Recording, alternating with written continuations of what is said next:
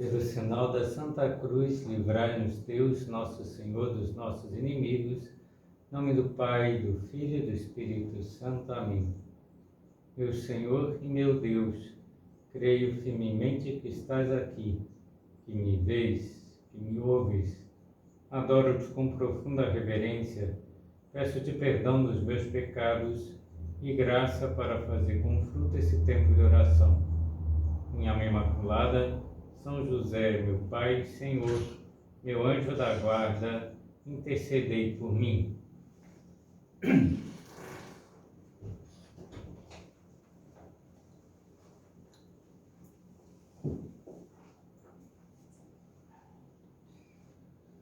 O servo de Deus, Marcelo Henrique Câmara, como dizíamos na meditação anterior sobre a santidade, se apoiava totalmente na graça de Deus para progredir na sua vida cristã. E como um sedento da graça de Deus, procurava beber nas fontes da graça. Jesus já havia dito: quem tem sede, venha a mim e beba. O profeta Isaías já havia profetizado: bebereis com alegria do manancial da salvação. E as duas principais fontes da graça que jorram do manancial da salvação, que é o próprio Cristo, são a fonte dos sacramentos e a fonte da oração, que garante a nossa vida interior, a nossa vida sobrenatural. Numa entrevista que ele concedeu a um programa, Bem Viver Emaús, de 10 de agosto de 2002, Marcelinho deixou claro a sua consciência acerca dessa riqueza da vida sacramental, da importância da oração, nessa trajetória de santificação de todos os cristãos. E leio as suas palavras. No dom da Eucaristia, Jesus nos ama tanto que quer fazer-se um conosco. Existe realidade mais encantadora do que esta? Outro dom sublime da parte dele é a confissão.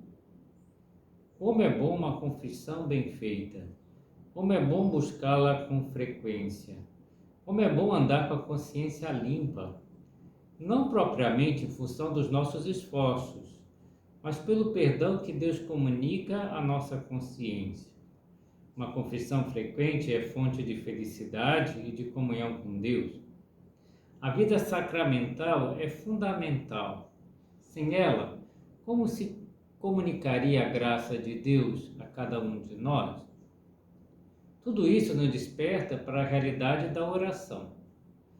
Uma oração diária, constante.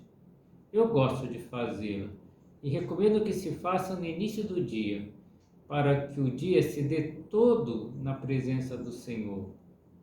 Não ore só por si, não pense só em seus problemas, pense na igreja toda, ore pela igreja toda, ore por aquelas causas nas quais você não pode propriamente interferir, mas pelas quais você pode firmemente rezar e rogar a Deus, porque Ele tudo pode, Ele pode tudo. A Deus nada é impossível. Essas coisas todas precisam fazer parte do nosso cotidiano. Nos levam à santidade. A santidade que nos é pedida pelo Senhor. Sede santos como vosso Pai Celeste é santo.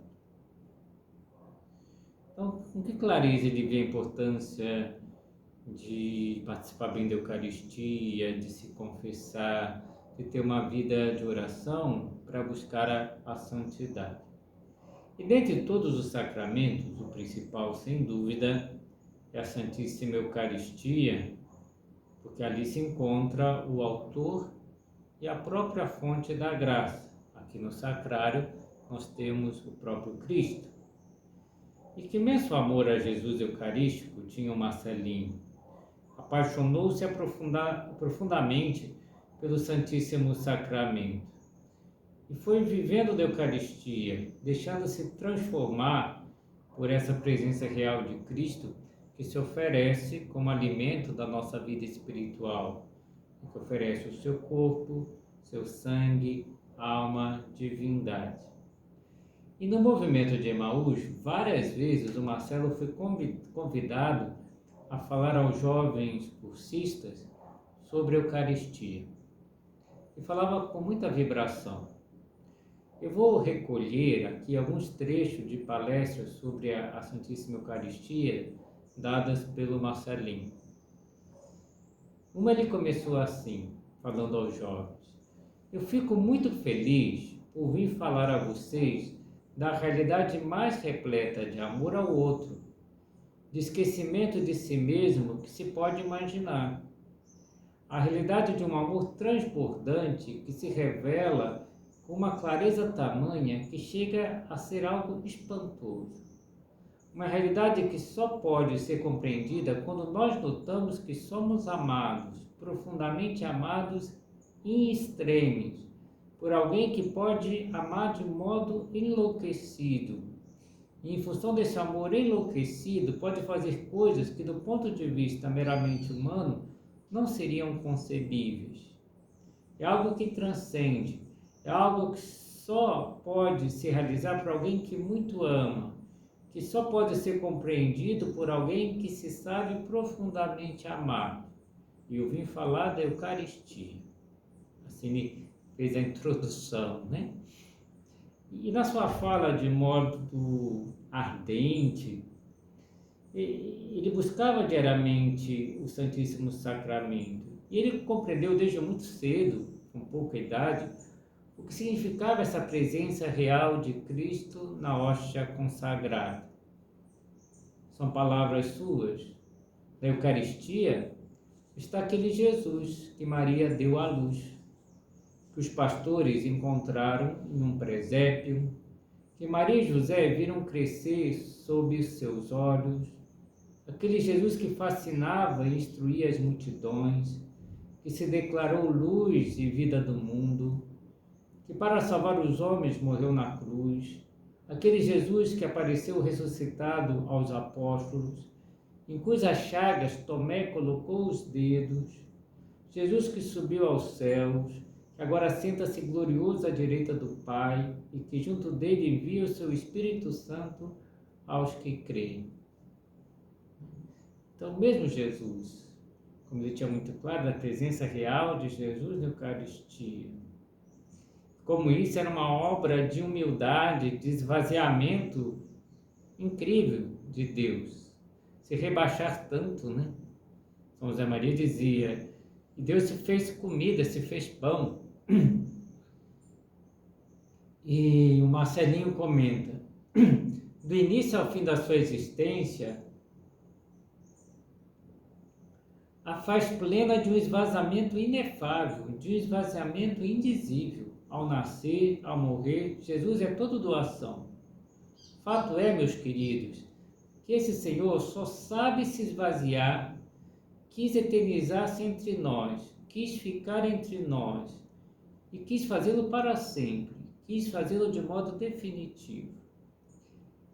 É este o sacramento através do qual Jesus permanece conosco. É o sacramento através do qual Jesus responde ao nosso convite. Mane nobiscum Domini, fica conosco, Senhor. É o sacramento através do qual ele cumpre uma promessa. Eis que estarei convosco todos os dias. Deus não se engana e não nos engana. Ele é absolutamente fiel a tudo o que diz. Isso levava o Marcelo a ter uma tremenda gratidão para um Deus que ama, que diz que nos ama, que vem morar com a gente, que se oferece. E ele dizia que aos olhos humanos é incompreensível tanto rebaixamento, tanta aniquilação, né? Mas aos olhos da fé é perfeitamente compreensível. E diante da Eucaristia, ele dizia, como uma vida que tem a noção dessas coisas pode não se converter, pode não se transformar, pode não modificar radicalmente? Por volta do ano 2000, ele já ia à missa diariamente e foi convidado pelo seu pároco, lá nos ingleses, o padre Márcio Vignoli, a exercer o ministério extraordinário da Sagrada Comunhão. Então, ele foi ministro extraordinário da Sagrada Comunhão. E o pároco percebia o seu amor pela Sagrada Eucaristia e deixou o seguinte depoimento. Outra característica do Marcelo era o amor à Eucaristia celebrada, comungada e adorada. Nas quintas-feiras de adoração, era sempre comum vê-lo adorando o Santíssimo, mesmo que tivesse muitos compromissos com sua faculdade e seus estudos. Notando nele esse ser eucarístico, convidei para ser o ministro extraordinário da Sagrada Comunhão. Ele foi nosso mais jovem ministro. E a participação da Santa Missa para o Marcelo, de fato, era um momento sublime, um momento solene, encontro do tempo com a eternidade, e Marcelo mergulhava no mistério com todo o seu ser. E isso era até mesmo perceptível pelas pessoas que estavam à sua volta. Não que ele fizesse nada de estranho, mas era tal concentração, tal entusiasmo que as pessoas percebiam. Relembra Felipe Cardoso. Lembro que uma missa, certa vez, eu fiquei ao seu lado. E em determinados momentos eu prestava mais atenção nele do que no padre, porque ele estava recitando algumas palavras em voz baixa. Eu tentava escutar, Não sei explicar, mas era muito bom ficar perto dele. Ele refletia paz e felicidade. Uma amiga chamada Zélia Dal Castelo também ficava maravilhada com seu trato íntimo, intenso, com Nosso Senhor na Santíssima Eucaristia. E ela deixou o seguinte testemunho. Lembrança inesquecível era a sua postura durante a missa de Emaús na Imaculada Conceição. Nossos lugares habituais ficavam próximos, na frente, na lateral, à direita. E eu admirava sua devoção, principalmente ao comungar e adorar. Era contagiante e me impelia a seguir seu exemplo, percebendo seu mergulho no mistério eucarístico de amor. E nesse sacrifício, nessa participação do sacrifício da missa, do sacrifício do Calvário, na entrega de Cristo por nós, Marcelo tinha uma ideia muito clara que era o sacrifício de Cristo, de toda a igreja, e que devia ser também o seu sacrifício. Ele devia se unir ao sacrifício de Cristo na cruz, que é renovado em cada missa. Vejam palavras dele, parece palavras de um teólogo, tá? A Eucaristia é o coração e o ápice da vida da igreja, pois nela Cristo associa sua igreja e todos os seus membros a seu sacrifício de louvor e de ação de graças oferecidos uma vez por toda na cruz a seu Pai. Por seu sacrifício, ele derrama as graças da salvação sobre o seu corpo, que é a igreja. E um amigo diz, eu gostaria de registrar as palavras dele antes da missa que celebramos no domingo seguinte ao da sua internação, no seu próprio quarto do hospital, tendo sido um desejo dele. Não medimos esforços para tentar realizá-lo, e assim fizemos. Preparamos todas as alfaias e Monsenhor Francisco de Sales Bianchini presidiu a celebração inusitada num quarto de hospital, sendo o altar a mesinha das refeições. Qual não foi a nossa surpresa quando, antes que a missa iniciasse, Marcelo pediu a palavra e disse literalmente, meus queridos, quero lhes dizer que essa mesinha, a das refeições, não tem a noção de que receberá em seguida a maior dignidade que lhe é possível. E dizer também que desejo associar o meu sacrifício ao de Cristo, que se renovará neste altar. Então, e que bonito, ver, e ele estava sofrendo, porque estava num processo de luta contra o câncer, mas eu quero unir o meu sacrifício ao de Cristo. E ele tinha uma profundíssima devoção ao Santíssimo Sacramento. E quando já estava hospitalizado, já não podia participar da missa diária, Então seus amigos levavam a comunhão para ele, alguns eram ministros também extraordinários da comunhão e levavam para ele. Uma de suas amigas, Denise, comentava: já levei muitas vezes Jesus Eucarístico a muitas pessoas nos hospitais e em suas casas. Levei também algumas vezes para o Marcelinho, enquanto hospitalizado. A imensa diferença de entregar a Eucaristia a ele e às outras pessoas era uma única. Eu tinha e tenho absoluta certeza de que quando eu entrava no seu quarto, não era a mim que ele enxergava. Eles, Jesus e Marcelo, já eram tão íntimos que ele sabia que mais uma vez o amor estava indo ao seu encontro, que mais uma vez Jesus o visitava. Nesses momentos, a visita nunca foi minha. Eu acho que as outras pessoas parecia que ela que estava visitando, né? Mas que o Marcelo não. Antes e depois da comunhão, sempre o quarto estava cheio de um silêncio de amor. Um silêncio absoluto. O seu amigo Cláudio, que também era ministro extraordinário da comunhão, passou a levar a comunhão diariamente, por 6 meses, quase 6 meses, até que foi proibida as visitas, porque ele já estava bem debilitado. E ele disse o seguinte: antes, a alegria que demonstrava por receber o Cristo sacramentado era indizível. Aguardava diariamente por aquele momento e regozijava-se e sorria intensamente por poder desfrutar da presença real do seu Senhor e Deus. E muitas vezes, dizia-me literalmente, antes de iniciarmos o rito da Sagrada Comunhão fora da missa: amigo, tu me permites adorar um pouquinho? Então ele não dava logo a comunhão, porque o Marcelo queria ficar adorando o Santíssimo. E a partir do ritual romano da Sagrada Comunhão e culto do ministério eucarístico fora da missa, fazíamos a constante leitura dos conhecidos hinos eucarísticos de São Tomás de Aquino, para deleite da alma do Marcelo. Repito, ele sempre insistia, e sempre de forma muito polida e reservada, que o fizéssemos: adorar e ler algum livro antes do rito da comunhão em si. Sempre quis eu ter a fé e o amor eucarístico que o Marcelo naturalmente tinha e transmitia. Uma piedade eucarística que, com toda a minha sinceridade, nunca vi sequer em ministros ordenados que eu tenha conhecido. Hoje rogo a Deus por sua intercessão para que aumente em mim. Estou como que a ouvir as mesmas palavras dele, que ainda ecoam em meus ouvidos, mas de um modo levemente diferente. Amigo, tu te permites adorar um pouquinho?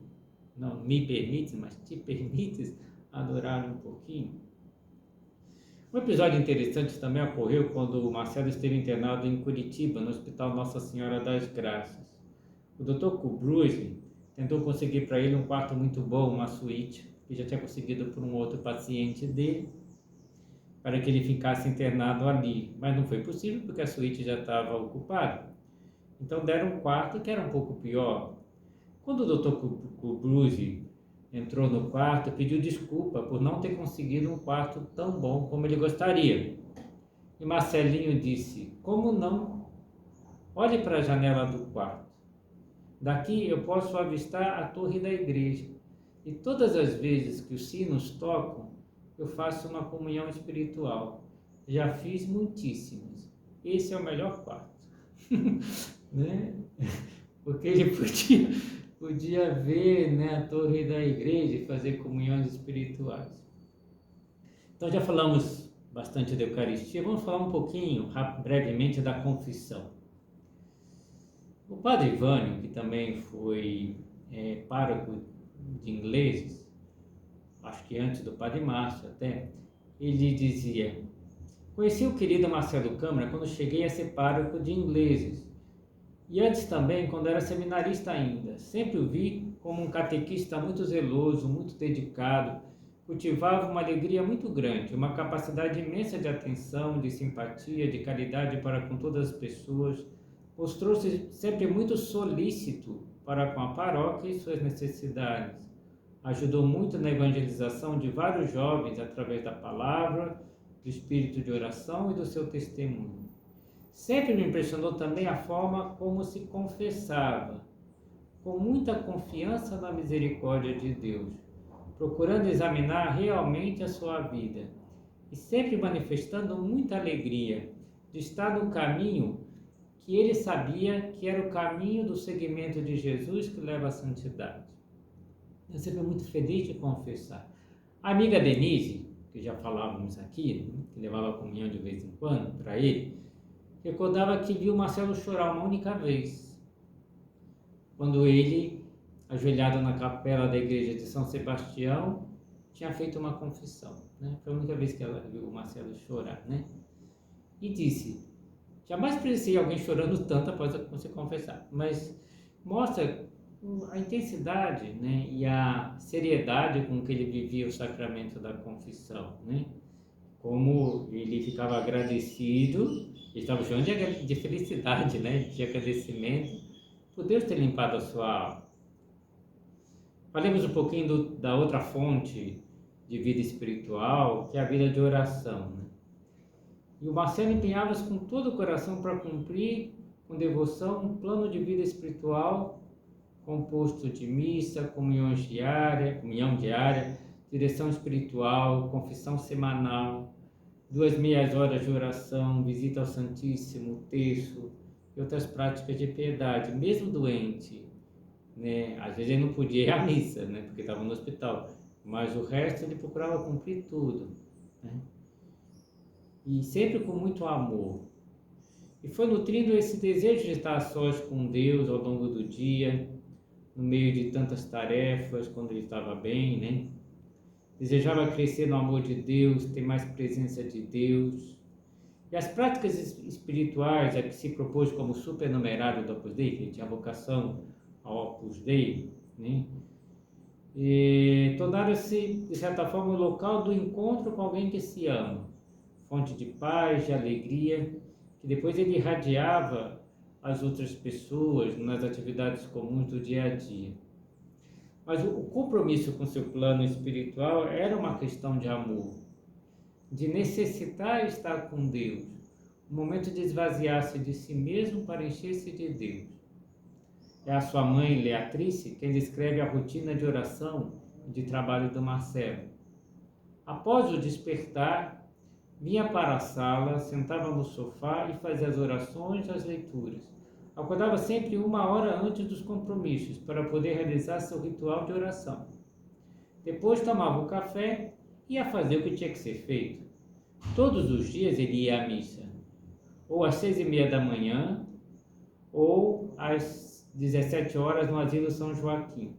Inclusive hoje eu estou tentando ir à missa todos os dias no asilo, pois me sinto muito bem naquela igreja, parece que sinto a presença dele. À noite ele jantava, tomava banho, lia alguma coisa do serviço dele, depois sentava no sofá e ficava mais ou menos 1 hora fazendo de novo as suas orações. Ele dedicava mais o início e o fim do dia, né? Mas fazia um bom tempo de oração. É preciso também destacar que ele tinha devoção filial à Virgem Maria.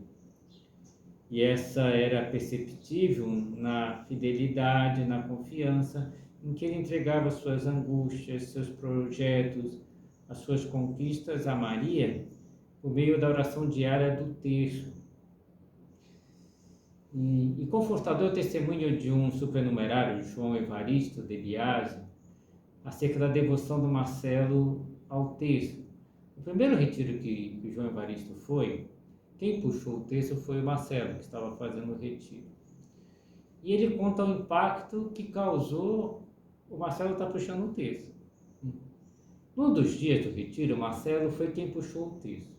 E ele fez com muita caridade, muita concentração, de uma forma pausada, sem ser cansativo. Pudera, eu havia anos que não rezava um terço, e acho que nem sabia como fazer. A sua voz era bastante serena, e passou o terço num instante. Logo depois eu pensei, puxa, eu quero saber rezar assim.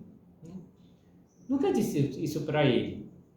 Bom, o fato é que até hoje, quando o momento não permite que eu reze o texto em voz alta. Sabe que a voz que eu ouço puxando o texto não é a minha? Quando estou atribulado no meio da correria diária, mas sei que preciso parar um pouco para rezar ou meditar o texto, é a voz do Macedo que me vem à mente. Sou grata por isso, e quando encontro alguma dificuldade em seguir alguma prática de piedade ou algo assim, eu penso, como é que será que o Marcelo faria? Ah, é isso. Daí acaba saindo. Então, é um texto que ele viu, Marcelo rezando, e a voz ficou gravada para sempre. Ele, quando reza, eu escuto a voz do Marcelo. Marcelo soube encontrar o olhar de Nossa Senhora através dessa recitação do texto. Dizia São João Paulo II, o Rosário promove o amor de Cristo que ultrapassa todo o conhecimento, oferecendo o segredo para se abrir mais facilmente a um conhecimento profundo e empenhado de Cristo. Digamos que é o caminho de Maria, é o caminho do exemplo da Virgem de Nazaré, mulher de fé, de silêncio e de escuta. A mãe do Marcelo dava também um testemunho, né, de que sempre que ia ao centro, ou quase sempre, que ia ao centro de Florianópolis de carro, ele propunha que eles rezassem o texto, né, e rezavam sempre o texto no caminho, mostrando essa confiança que ele tinha na intercessão de Nossa Senhora. Que aproveitemos esse exemplo maravilhoso do servo de Deus Marcelo Câmara, de ter uma vida sacramental intensa, baseada na Eucaristia e na confissão, de ter um plano de vida espiritual constante, diário, amoroso, para conseguir crescer na graça de Deus e para buscarmos assim a nossa santidade.